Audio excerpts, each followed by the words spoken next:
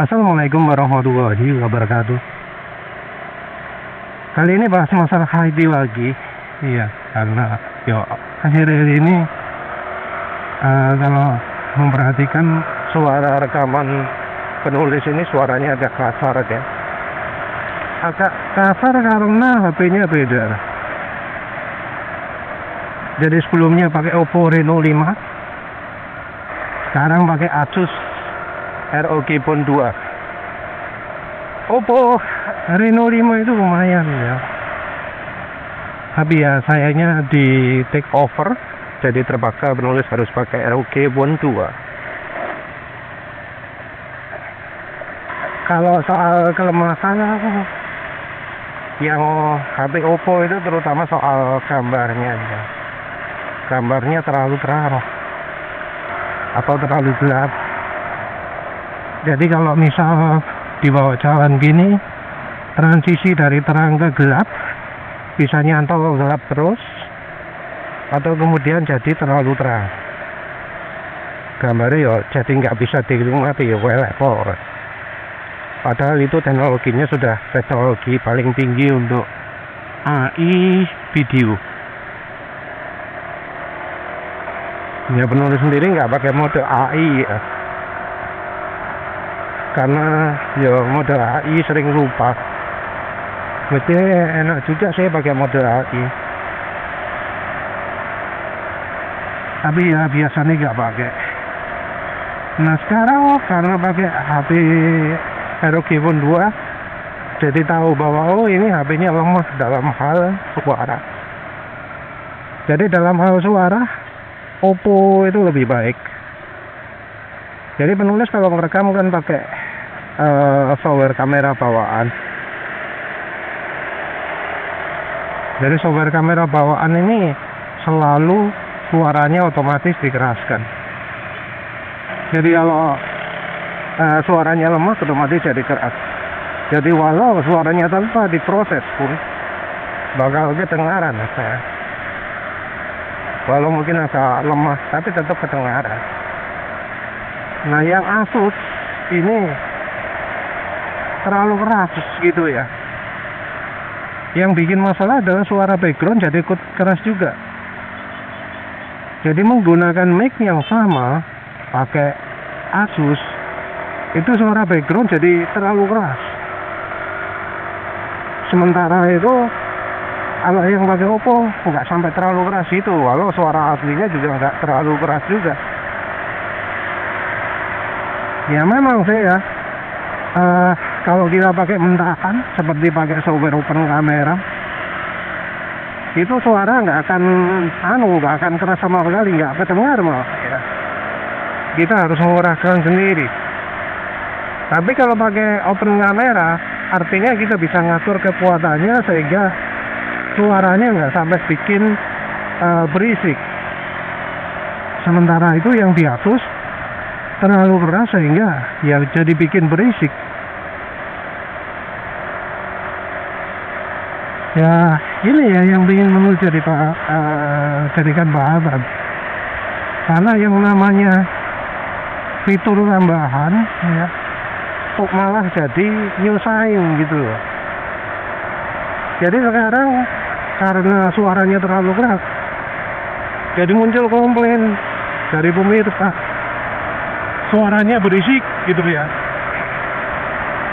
Suaranya nggak enak. Berarti karena memang kalau merekam pakai software Asus, itu suara bakal dikeraskan. Dan suara kerasannya ini ekstrim loh ya.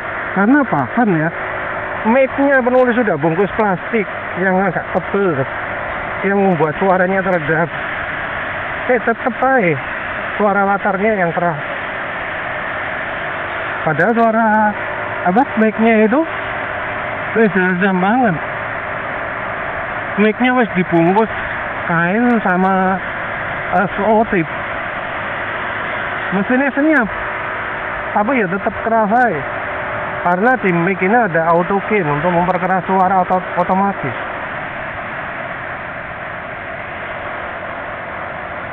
Jadi mic yang sama dipakai di Asus, mau micnya di apapun juga jadi berisik. Rasanya penulis ganti mic pun tetap sama saja. Sekarang penulis menemukan sweet spot gitu ya. Mic-nya diredamnya hanya sedikit, hanya pakai selotip. Tapi ya tetap suara latar keras. Nah, untuk mengurangi suara latar keras ini pakai Adobe. Karena memang di HP-nya aku nggak ada setelan untuk menghilangkan auto gain itu. Selalu ada.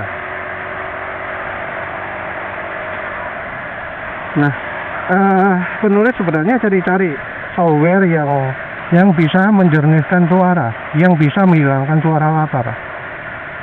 Ya sebenarnya cukup banyak ya. Sebelumnya juga penulis sudah bahas bawaannya AMD Ryzen, ada penghilang suara latar, terus ada software juga bayar penghilang suara latar, Oppo with Palio.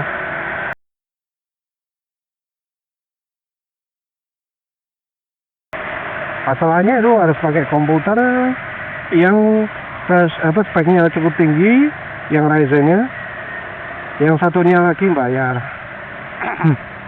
Free-nya juga sedikit, free 5 menit atau 10 menit atau berapa gitu. Penulis coba cari-cari lain, ya ternyata limitnya juga besar-besar. Akhirnya nemu Adobe. Adobe itu lumayan. Limitnya 1 jam total. Kalau sekali upload maksimal 30 menit. Ya sudah cocok karena videonya penulis biasanya kurang dari 30 menit. Terus hanya audio ya nggak masalah juga karena penulis proses audio dan videonya dibuat terpisah. Tapi tetap ada masalah. Masalahnya adalah suara. Nggak bisa sejelas kalau ngomong langsung. Jadi kalau ngomong langsung itu kayak tajem gitu suaranya. Ngomong T, ngomong J, sentakan suaranya itu mantep gitu. Sementara itu kalau AI kayak orang Bindo ya semuanya serba teredam, yang tajam-tajam jadi berkurang. Karena memang suara dari Adobe ini untuk yang versi 2, Adobe Podcast ya. Yang dari Adobe ini sifatnya adalah merubah suara orang jadi teks, terus dari teks dirubah jadi suara lagi. Jadi suara diciptakan secara sintesis. Itu bisa kelihatan kalau kita zoom wave-nya gelombang suaranya. Itu kelihatan ya. Kalau suaranya orang itu acak ya tajam. Sementara itu kayak kalau yang hasilnya AI itu seperti gabungan dari beberapa gelombang sinus sekaligus.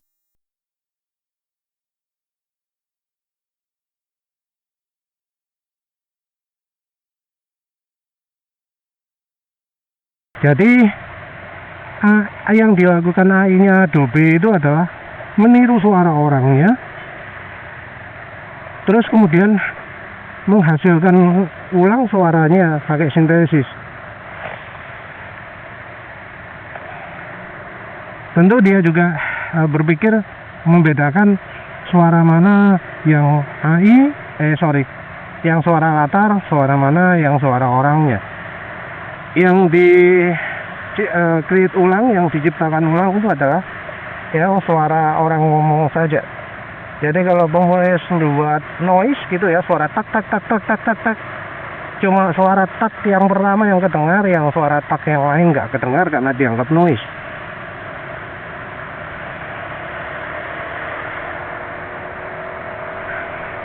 Nah ini yang jadi masalah ya, karena kalau sintesis suaranya seperti gak mulus gitu ya. Kita bisa tahu bedanya kalau suaranya orang itu cetok jelas, sementara yang suaranya dari AI itu gak jelas. Kadang omongannya juga jadi gak bisa ditangkap. Ini karepe ngomong apa? Karena dari AI-nya terlalu menghaluskan. Dari Adobe sendiri ada versi 1 ya. Nah yang versi 1 ini lebih lebih apa namanya, lebih relax ya, nggak seperti yang versi 2. Kalau versi 2 sudah sintesis full ya, sementara yang versi 1 sih ono kasar-kasar ya, jadi beberapa suara yang bukan omongan pun jadi ketangkep, jadi suara aneh-aneh gitu. Ini ya repotnya ya. Jadi sekarang ini ya serba pinter, tapi yo malah gak iso disetel, gak iso apa no gitu ya. Jadinya malah nggak sesuai dengan kebutuhan. Jadi fitur-fitur sekarang ini biasanya wis hanya disediakan ono dan nggak ono, on dan off. Sementara untuk mengatur yang lain-lain kita nggak diberi. Padahal butuh yang namanya yang seperti itu ya. Ada juga sih yang lainnya yang malah jadi mengganggu. Seperti misalnya yang kalau kita butuh bantuan AI itu yang di Android itu, kita neken tombol home. Tombol home itu kan aslinya untuk pergi ke home, pergi ke halaman pusat. Nah itu sama Google dijadikan tombol untuk mengaktifasi asis pembantunya Google.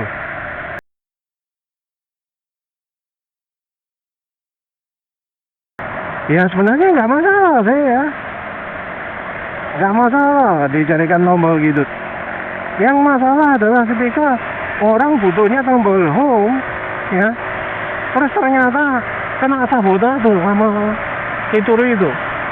Niatnya pergi ke halaman pusat malah jadi nggak bisa,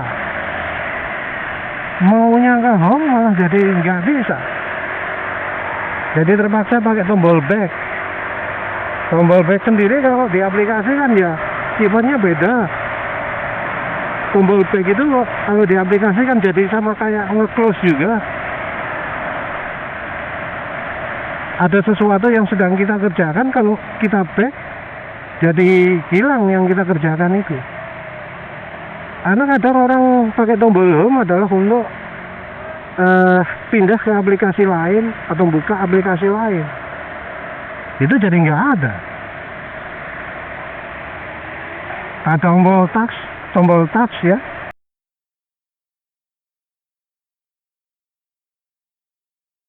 Itu fungsinya untuk pindah aplikasi. Nah itu juga kadang jadi repot karena nggak ada home di situ. Tombol touchnya cuma menyajikan aplikasi yang selain home. Padahal kita butuhnya ke home-nya Android itu. Kalau yang di Asus juga malah makin parah lagi, karena kalau kita matikan asisnya Google, tetap aja bermasalah. Jadi kadang tombol home itu nggak keluar apa-apa. Kita tekan home nggak reaksi. Kan yo apa ya? Parah lah itu ya.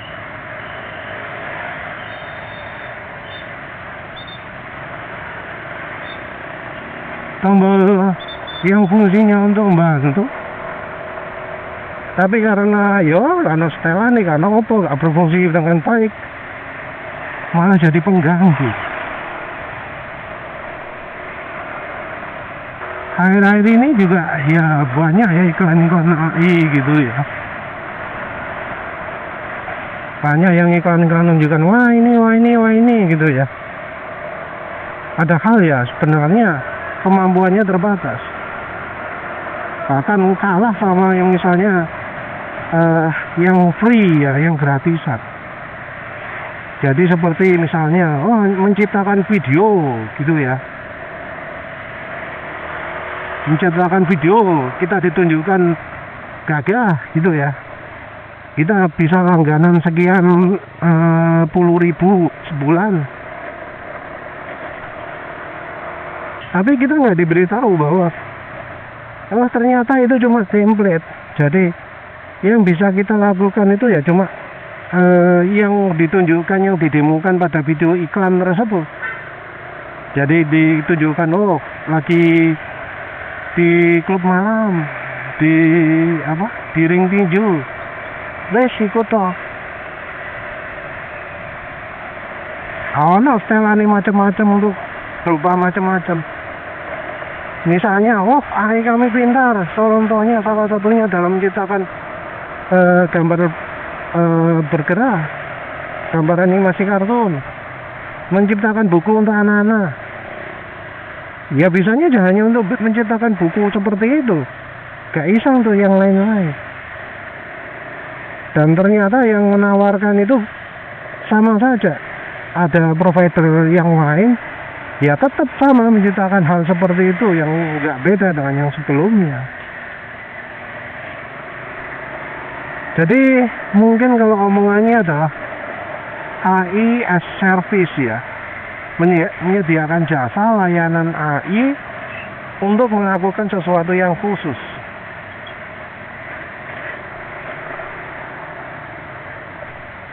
Jadi bukan AI yang kita bisa melakukan sangat luas gitu. Yang kita bisa lakukan jadi terbatas karena dia akan sebagai service.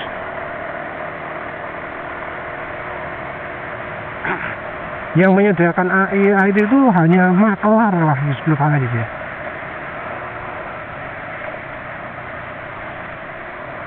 Yang juga cukup nggak enak itu yang contohnya ya AI yang menghilangkan objek latar belakang. Nah, ada beberapa AI yang bisa disetel, walau untuk menghilangkan latar belakangnya bisa sangat sempurna ya, menciptakan ulang detail, mobil lampunya juga utuh ya.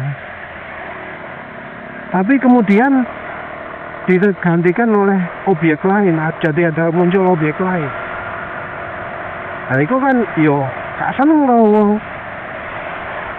Untuk apa menghilangkan latar belakang kalau jadi muncul objek lain?